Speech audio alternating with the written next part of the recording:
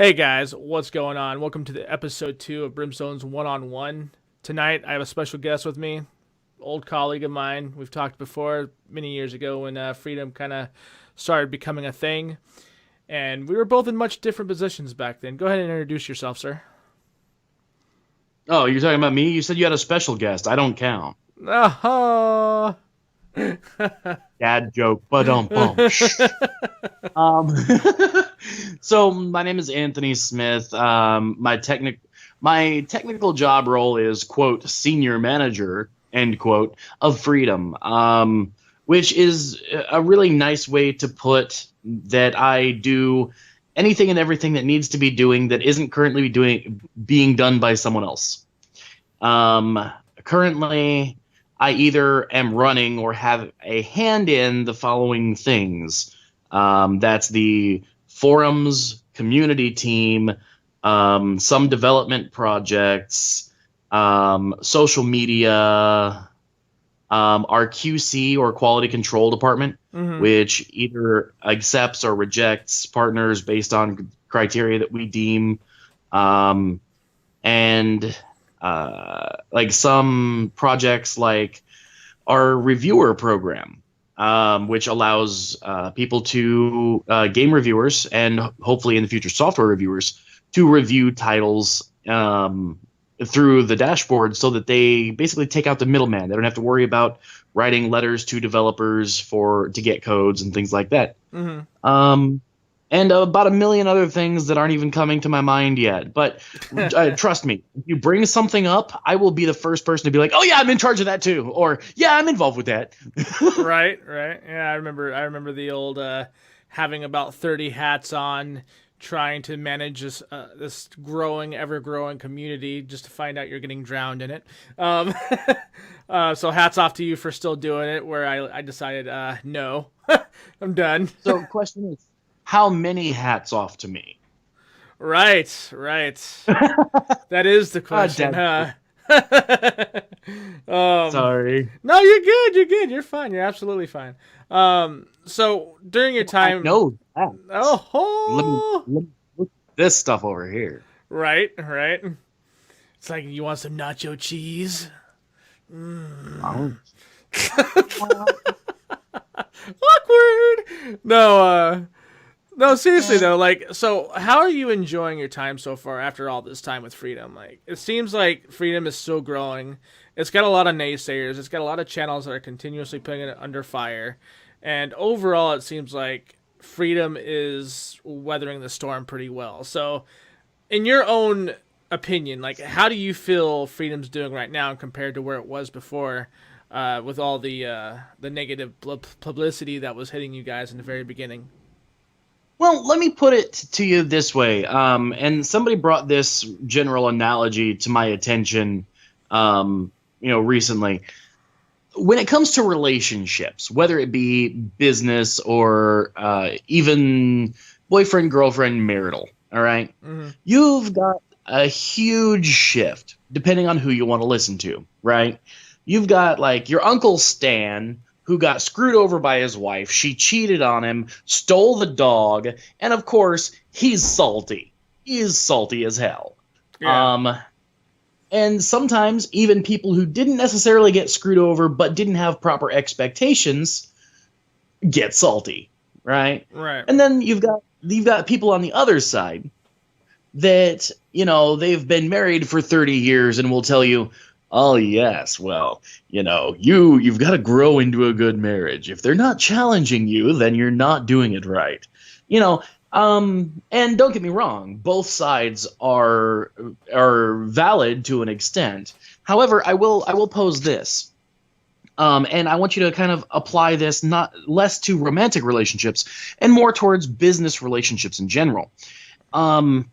The people with negative feedback that you want to listen to the most are the people who, instead of just basically saying, F this, it's, screw this, because they don't have a real argument, listen to the people who have negative feedback who also offer a solution, or people who have something constructive to add to the discussion, or at least someone who can back up their argument. I can't really name names due to No, potential stuff, absolutely, yeah. but I can point, off the record to probably 9. Hold on, let me count in my head. 8 that I know of, potentially 9, because I'm not sure if I'm thinking of the same person twice or not. Right. Off the top of my head, people who have made videos that are based either completely or totally off of either baloney or misinformation or things that could have been cleared up if they would have gone through the proper channels. So, I mean, and they're fairly popular videos. Oh yeah, I mean, um, you do any sort of anti MCN video nowadays, and that thing's gonna blow up. It's gonna get more views than that'll probably be the highest viewed video on that person's channel. and They've been sort of sprouting up lately all over the place, and it's not just Freedom that's under attack, but MCNs in general. partially due to the current like drama culture on YouTube, is really anything negative, whether it's about MCNs or whatever. It doesn't matter. If you've got a message that you've been scorned, you can milk that for watch time. You can milk that for sympathy and engagements.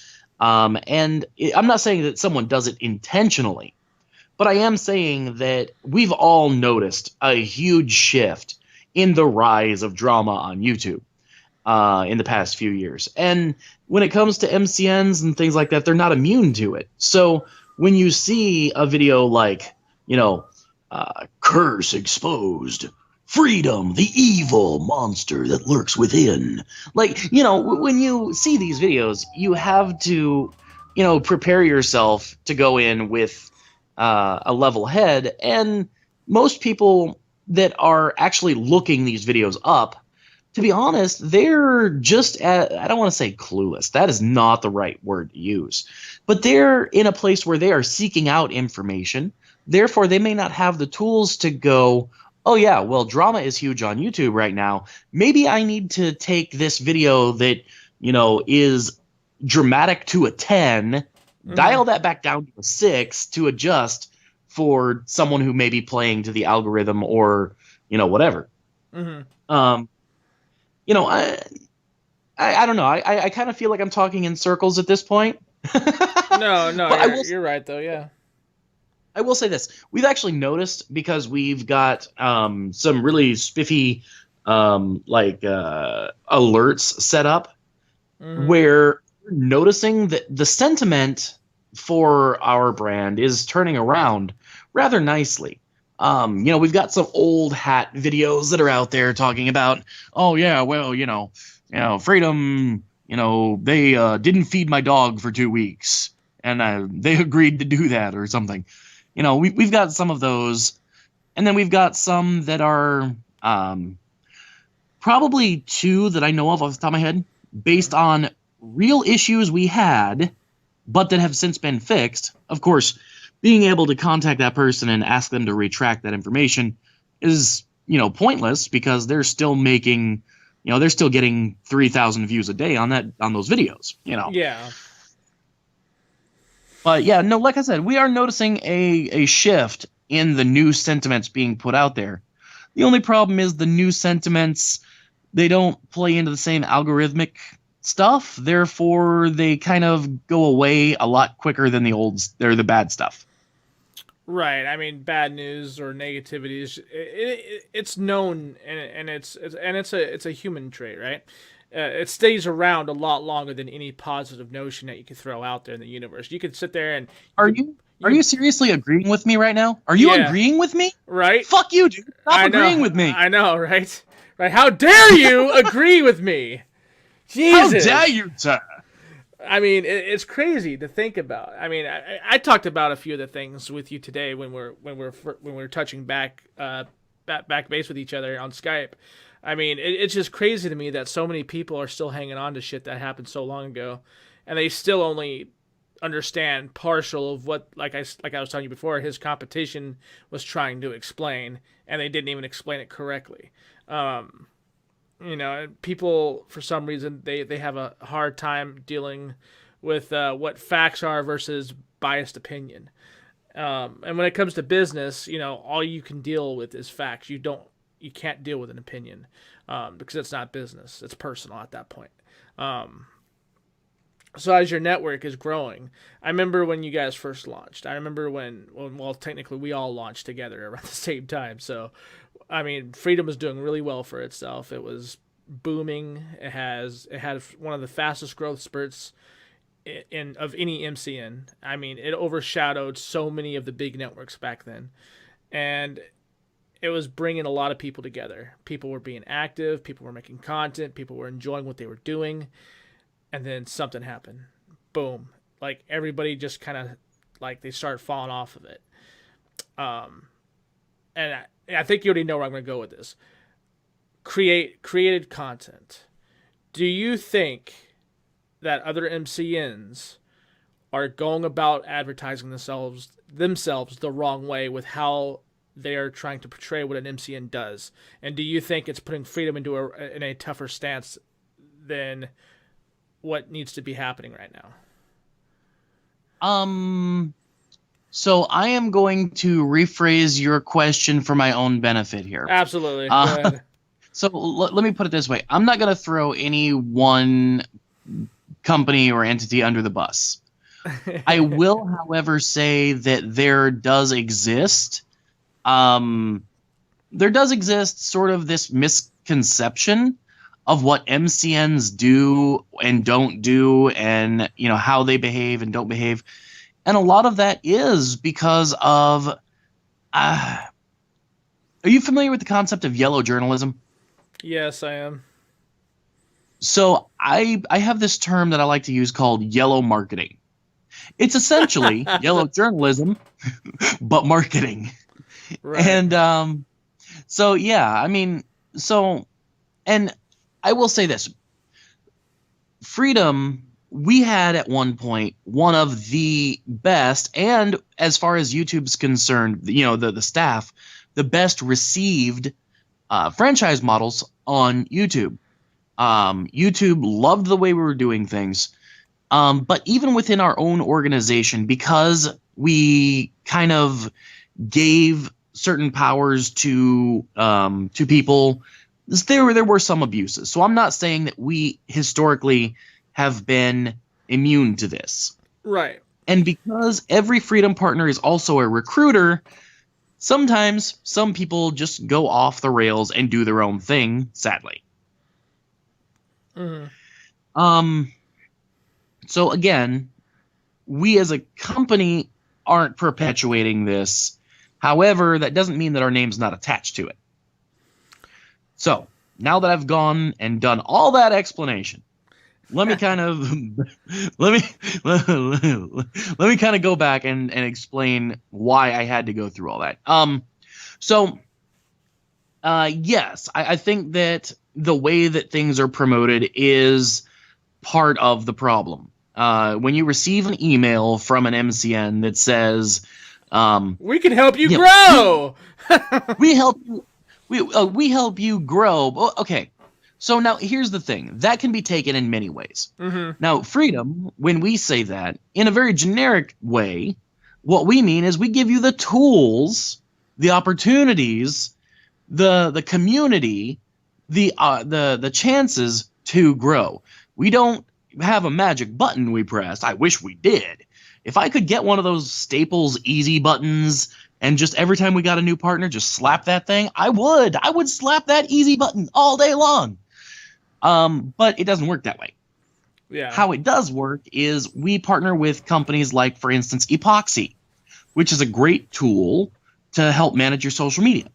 Mm-hmm. We partner with companies like Epidemic Sound, Position Music, Audio Micro, and others so that we can give partners the tools, or in this case, the music, which is essentially a tool, for them to use. We produce content on our main hub for people to see. We've got an educational resource. Now, here's one of the biggest secrets of Freedom. We have an educational resource in our dashboard called Freedom Academy that is essentially on par, or no, it is on par with these people on YouTube who essentially call themselves YouTube gurus. Yeah. And they sell these how-to guides in DVD form, in ebook form, in all these other forms. Some of them are broken down by courses. Essentially, we've taken that, we've done it with our own spin, and we've called it Freedom Academy. We give it away to every Freedom partner. And it's right now sitting at about a $400 or $500 value. So every partner with the Freedom can skip all of that, stuff. Instead of having all that locked away behind all these YouTube gurus who want to charge you, however much, you get all that information all in one place, and it's tailored to your experience as a Freedom partner. Meaning, instead of just explaining, this is how analytics works, we also explain, this is how analytics works. This is how this works in your Freedom dashboard as well. And this is when you get paid. This is how you get paid. Here are your options for X, Y, and Z. So it goes even further than some of these YouTube gurus because we also personalized it for the Freedom partner. So anyway, that's a really long way of saying when we say we help you grow, that's what we're talking about. Right. But the problem comes in when some people who are promoting these networks, they don't do that, and they literally say we can we will promote your channel. Okay, define promote. Exactly, because when you say that to somebody, they're expecting, oh my channel's going to be up on this dude's freaking network channel hub. Holy crap. This channel has, say, 400,000 or 500,000 subs. That's going to really give me a nice boost. And a lot of times you don't even see that happening unless you're in it with some of the MCN members. I'm not going to mention names either, but there's a trend with them that they do just this. The only time you can actually get in contact with them is if you have over 100,000 subs, and that's the only time that they're willing to work with you. And that's pretty sad because the overall mantra of this said MCN is they will help you grow. And it's a pretty generalized statement, and it's what they use to gain their audiences and their partners. And so everybody thinks, hey, we're all going to get promoted. And it's like, no, actually not.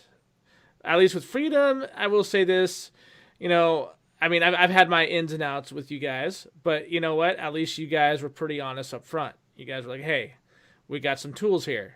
It's up to you to grow your channel. You can't exactly have us hold your hand for you. And a lot of people come to YouTube thinking, I'm going to start a YouTube channel. I'm going to jump into an MCN. Everything's going to be amazing. And 9 times out of 10, and I'm sure you've seen this enough to know that that's not exactly how this works.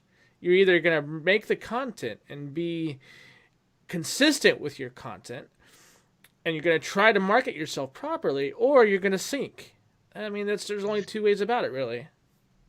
Well, I'll say that I think that there are more like 3 ways about it. There's success, there's failure, and then you've got your off person who, if they were more critical, they may deem their project a failure, but they have the hope, they have the dream, and they continue and they never give up. Right. And in the long run, those are the people who may not have had the skills to begin with, but through trial and error and through determination, they figure it out. Like, they may not ever be, the next PewDiePie. However, they could very easily find a niche and find 20,000 other people who, think like them, believe like them, and, make a part-time income from YouTube, or, make enough so that no one looks at them and goes, really? Why are you doing YouTube? Oh, you're doing YouTube because you're actually influencing people and changing lives. Oh, okay, yeah, I get it now. Right, right. Oh yeah. Oh yeah. And but that's the thing. Like, there's no magic button. There is no. Hey I wish there guys, you were. jumped onto the Freedom bandwagon, so we're gonna go ahead and hit our switches over here on our side here, and boom! Guess what? You're an overnight sensation. I mean, it would be nice if it was like that. That would make things so much easier, right? Mhm. But I mean, it is what it is. I hope I love it when people are successful. That's the thing. I don't hate on anybody's success here. If they're successful, by all means, good for them. I'm happy for them. I mean, even if their content may not be for me, it doesn't matter. They are successful and they're doing what they want to do with their lives, and that's what it comes down to at the end of the day. Yep. Now, as far as so we got pretty much most of that out of the way. What do you like to do? Like, what is it that when it comes to your content? Like, have you thought about starting up segments on your channel, on your own personal vlogging channel? Have you thought about kind of extending your creativity on your own channel? So what I like to do, I don't know, you may remember this, but I don't know if your audience knows who I was before Freedom. I ran a gaming channel for years, and before that, I owned a series of other channels, and I had a vlogging channel at one point, way back in the day, back in 2006, and Yeah, I've been here for quite some time. yeah, But like what I've gotten into now, I love doing experimental shit. And what I mean by that is like a year ago, maybe a year and a half ago now, I put out a video called Meet the Other Anthony, or Anthony Cracks, or something along those lines. yeah, And essentially, the setup is I'm sitting in a room talking to my laptop. The viewer probably assumes that it's, I'm talking to someone on Skype. So then I close the laptop, and wherever I look in the room is where the sound comes from, and you slowly come to realize that I'm just fucking nuts.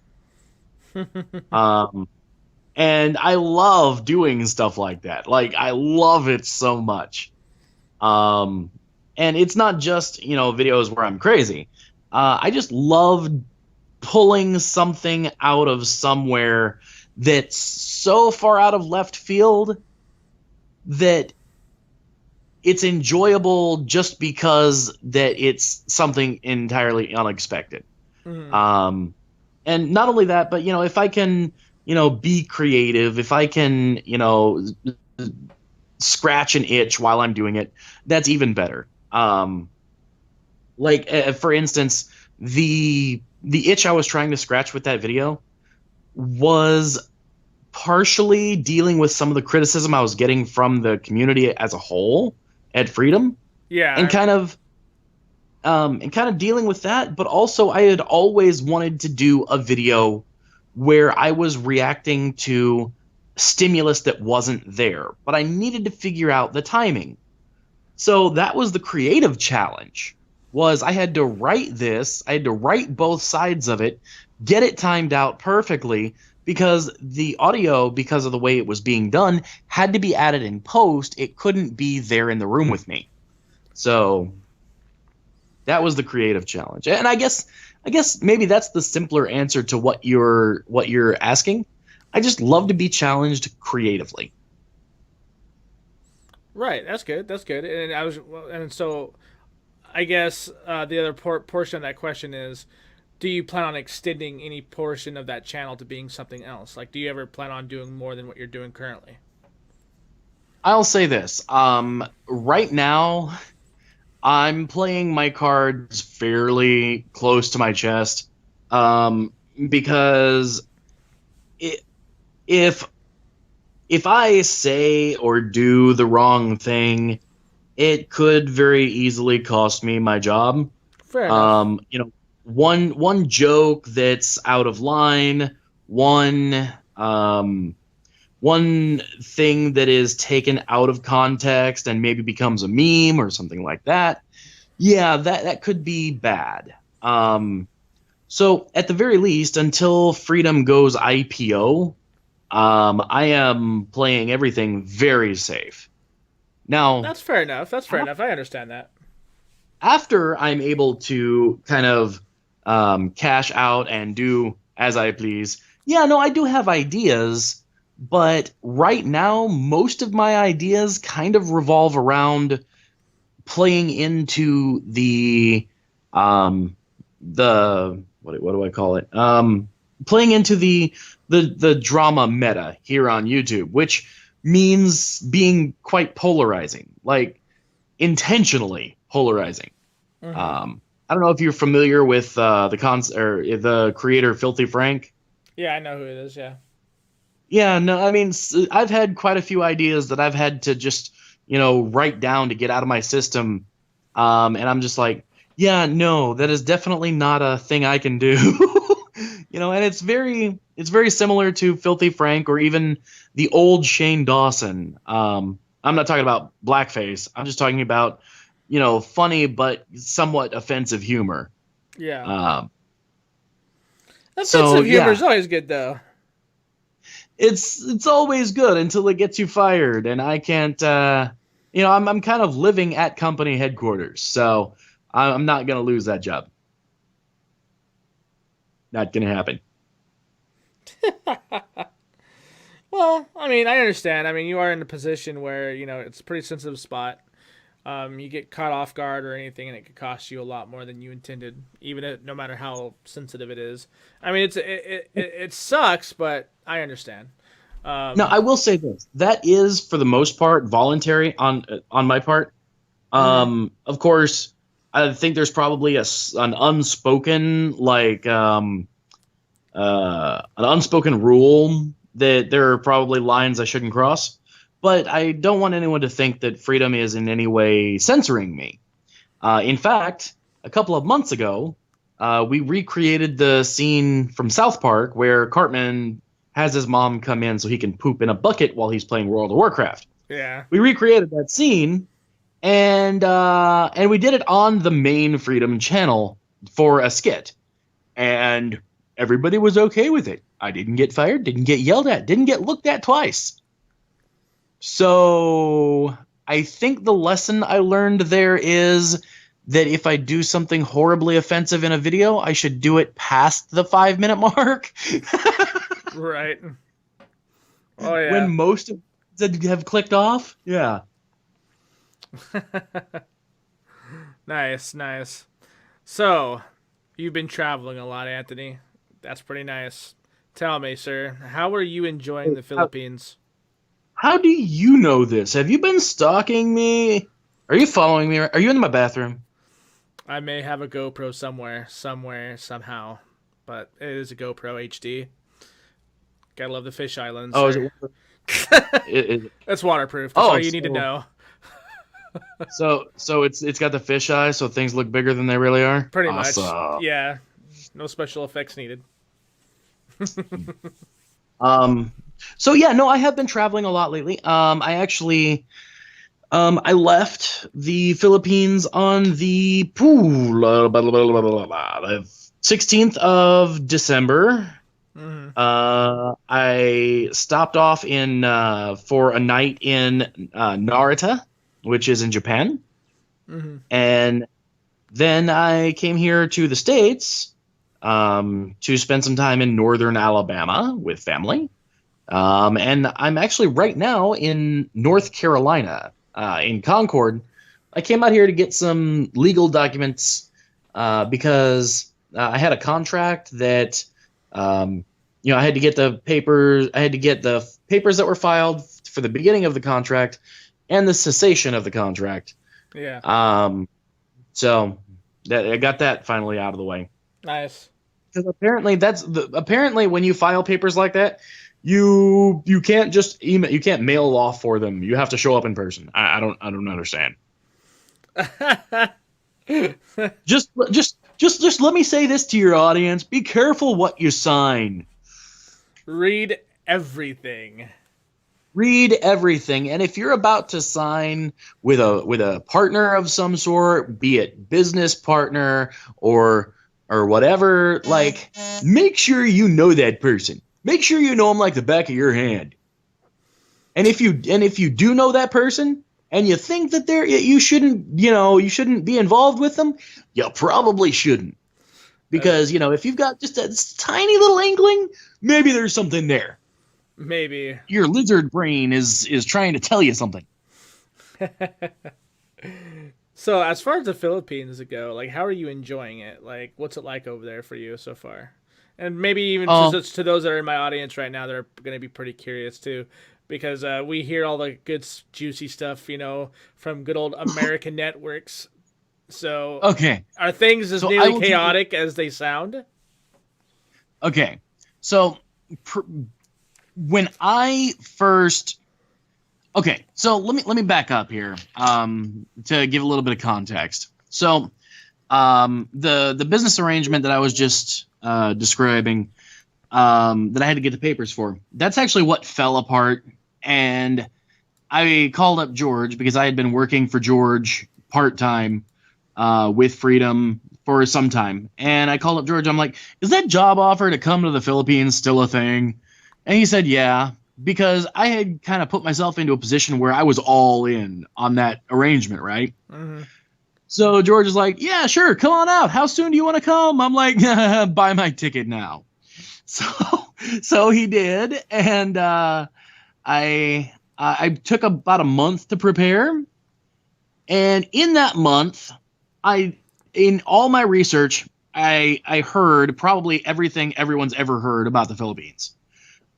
Several men claiming that their Filipino wives left them broke and penniless, draining their accounts, that it's a third world country. First off, let me tell everybody something real quick. Don't ever call anything a third world country. The proper term is developing nation. Okay, moving on.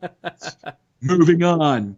So, these are the things that I hear, and that it's, it's poverty stricken, and that it's a horrible place to be, and there's no hot water or internet. Everybody poops in holes in the ground, Now, pretty much, yeah. That's what you hear, yeah. As a rational human being, that's not the case, right? But this is the stuff that people spew because they don't know any better themselves. They just want to hear themselves talk. So, I started doing research, and, I'm like, oh, okay, this is cool. They're a lot like us. And I get over there, and of course there was a little bit of initial shock. But, I found that, yeah, you know what? I want to be very careful, because anytime I say something that starts with, like, the Filipino people, I feel like I should be narrating, like, a TV show or, some kind of documentary.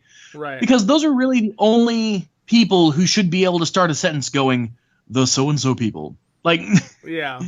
But I want to be careful, because even in a positive way, sort of generalizations can be seen as racist. Mm-hmm. So I need to preface this by saying that I have absolutely nothing but love for the culture and for the people that I've met. Mm-hmm. Culturally, they have adopted a lot of Western stuff, but that's also due in part to a lot of the hardships that they've endured. They were under Spanish rule for quite some time. The Japanese at one point owned them. The U.S. came in and tried to kind of sort of help, but they didn't try very hard and kind of screwed things up. But as far as the way that the government and the country is run, it's very westernized. It's very much based on American stuff. Mm-hmm. So they've got all of our media, they've got all of our movies, all of our TV shows, plus their own. And that's really kind of where the most interesting stuff happens, right? So I never in a million years would have assumed that I one day would be sitting at a table with a plate full of spaghetti with hot dogs in it and Cheese Whiz on top. Huh. That's kind of And interesting. I never would have assumed that I would have eaten the entire thing, not vomited, and actually asked for seconds. But it happened. All right, so like that's an interesting plate of spaghetti, man. So, you know, I went over and I assumed, probably because of my own ignorance, that I was going to have to give up bread and eat nothing but rice. Don't get me wrong, rice is very prevalent over there. It's it's just like we have, very bread heavy things here. Pizza. We have very rice heavy things there. Yeah. And it's also, a lot of the stuff is grown there, so it helps support the local economy. And, let's face it, rice, if you add water and it becomes more rice. That's an inexpensive meal, for a lot of people. Yeah. So I guess the point that I'm trying to get to here, in a very roundabout way, is to say that whatever you've been told, there may be a kernel of truth there, but if you've got half of an open mind, not even an entire open mind, but a half of an open mind, there is a world of wonder just waiting to be seen. Nice. I've got quite a few friends and community members here where I live that are either from the Philippines or they were expats at one point that lived in the Philippines, and they've all had nothing but good things to say. There's not one person that I've talked to about the Philippines that have ever said anything truly horrific about the Philippines, like the way they portray it over here in the U.S. network media stuff. Well, I'll say this. They suffer right now from a very similar problem that YouTube does. Drama sells. Yeah, when it comes to advertisements being sold, that's what sells. If you have a compelling story, something that actually gives someone an emotion, and the easiest emotions are fear and anger to attach an ad to. To anyone listening to this, I would like to remind you that when it comes to newspapers and television, they're not selling news. They're selling advertisements. Yeah. Primary source of revenue is not your cable subscription. Their primary source of revenue are the ads that play in between the stories that get you to watch. Mm-hmm. So I'm not saying that whatever news networks you listen to are biased. I'm not saying that they're evil, but I am saying that every newspaper, every news channel, every program has to play the ratings game. And a lot of times that means that, things get sensationalized, or, fact checking sometimes goes by the wayside so that they can pump out more frequent stories and these other things that maybe mean you should do some of your own research outside of it. Yeah, absolutely. Yeah. I personally, I tell people all the time, I'm like, look, don't listen to what you see on TV. Don't sit there and take what they say on television like it's 100% fact, because it's not. A lot of this is like what you're saying. It's marketing. It's ad space sells. It's everything from the fucking advertising sex phone operators to false stories to. So there's an interesting thread there that I kind of want to pull on. Okay, go for it. Now you say don't trust what you see on TV, right? Mm-hmm. Now, if you think back about 20 years, television was the news source. Wolf Blitzer, yeah. CNN, etc.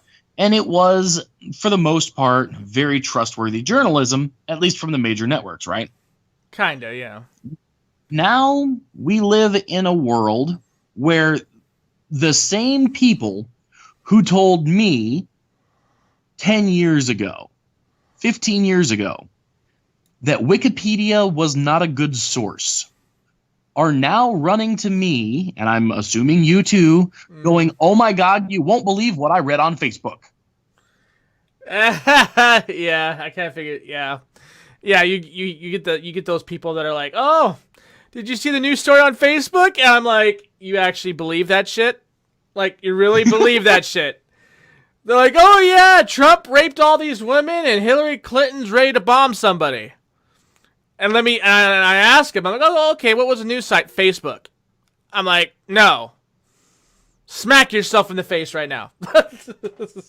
Go sit in the corner. You've done bad things." Oh. There was an onion picture on the page. Oh, okay, that explains a lot. Right. Do you remember that though? When Onion first came around, like that's exactly what happened. People were posting those like they were the real deal. Yeah, and as soon as you saw the Onion thing on MySpace, it was like, oh, these guys are idiots. These guys really believe that this is real. Wow.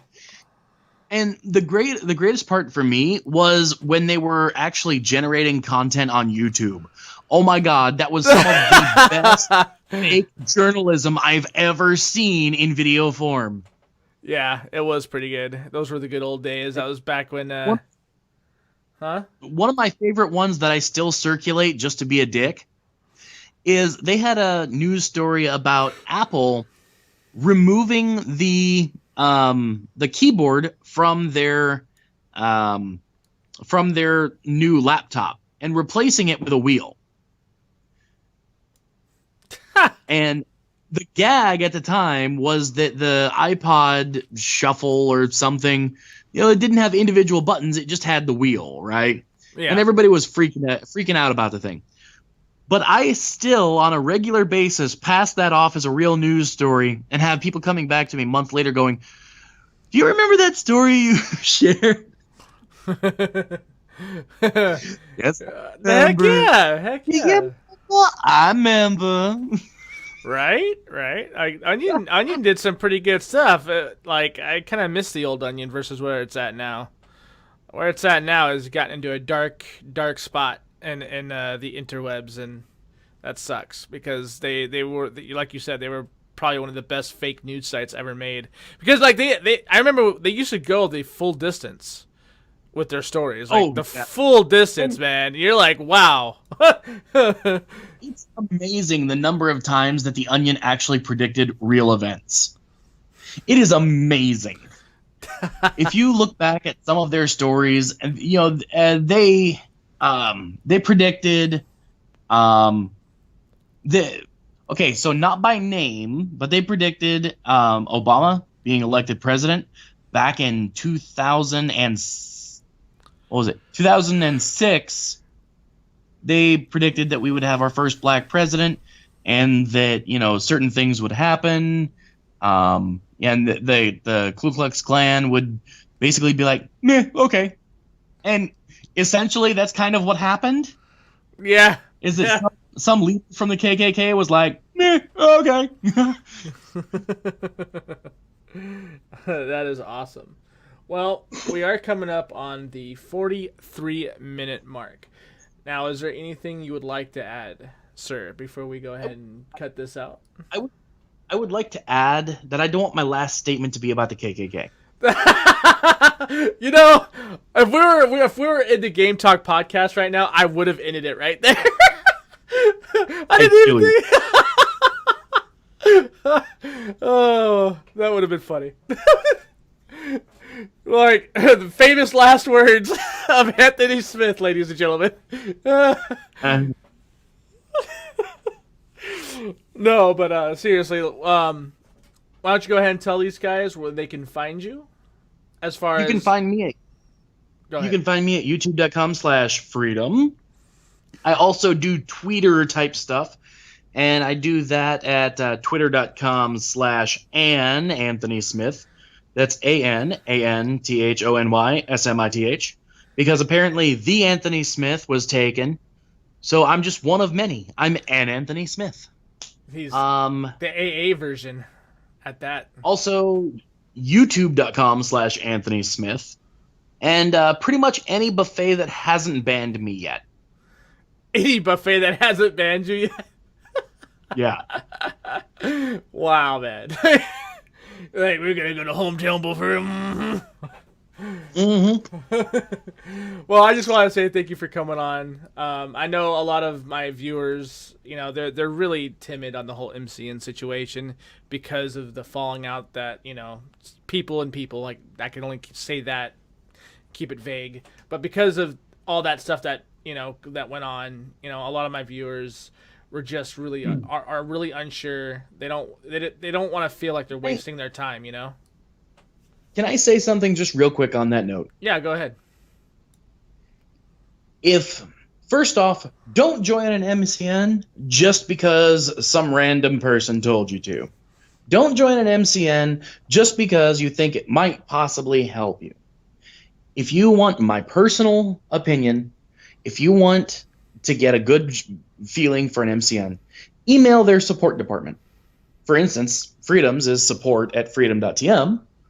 I don't know everyone's support email address, but I know ours.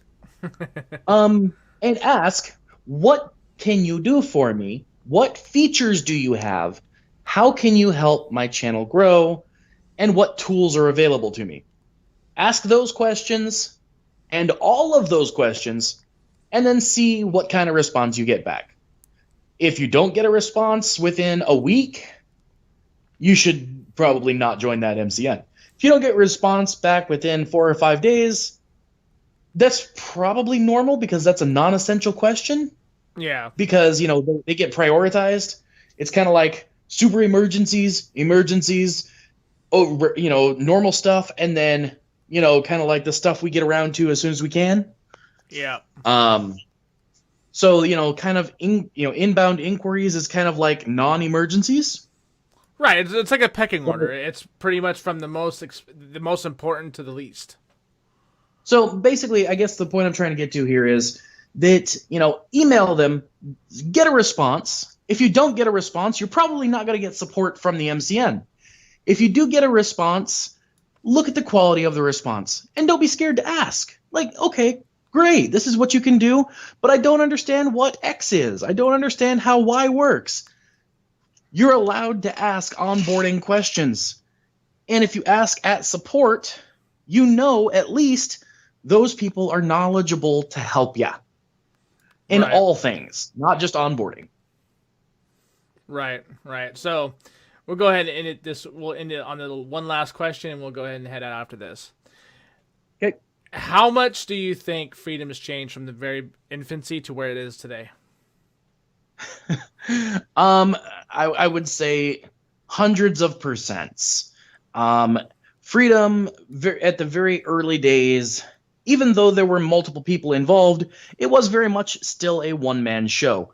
Yeah. Meaning George was working 24 hours a day, and he eventually brought more people in, but even those people, they a lot of them aren't around anymore. Some for good reasons, some for bad reasons, some, moved on. But everyone has left their mark. And in the last, even, I would say 6 months, the company has had a massive shift for the better. So thousands of percents, hundreds of percents. All right, that sounds good. Everybody that is interested, go check out this man's channel and the company that he's with. I worked with Freedom for a little while along with Geek Essentials. We both did our own parts with a few networks, and overall it was a pretty positive experience. Even though there was some growing pains and there was a little bit of some parting of ways, it doesn't mean that I'm not thankful for all the experience that I was able to get because of the situation that did take place. So go check them out if you guys want. Go sub to this man. See what if that's, of course, if his kind of humor is for you. He has a pretty unique sense of humor, like myself. So go check him out. Hopefully you guys will enjoy his content as well as you enjoy mine. And hopefully we'll get you guys on the next one-on-one with Brimstone.